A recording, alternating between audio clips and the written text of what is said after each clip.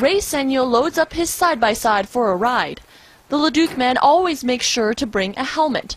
The fire captain has seen some nasty crashes over the years. I've seen people tip over and roll over and get trapped underneath, and if they're lucky they had a helmet on because the machine landed on them and their head hit the ground. The province's new helmet law takes effect Monday. There are exemptions. You aren't required to wear a helmet if you're on private property, if you're on a First Nations reserve, or a member of the Sikh religion who wears a turban. If you're ranching, farming, or have a rollover protective structure.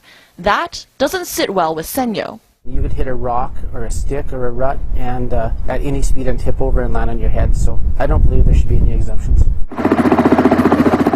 The Injury Prevention Centre says Alberta sees about 16 deaths, 600 hospitalizations, and 5,000 emergency room visits every year from off-highway vehicles. We see a fair amount of upper and lower extremity injuries, a fair amount of head injuries, some fairly serious ones. We know from our death records that only about 30% of the people that do die are wearing helmets. Voigtlander says the new law isn't as comprehensive as he would like. The president of the Bruderheim Riding Association agrees. They're still jeopardizing their own safety, and I think same with people on farms. I mean, yeah, ultimately it is their choice, it's private property.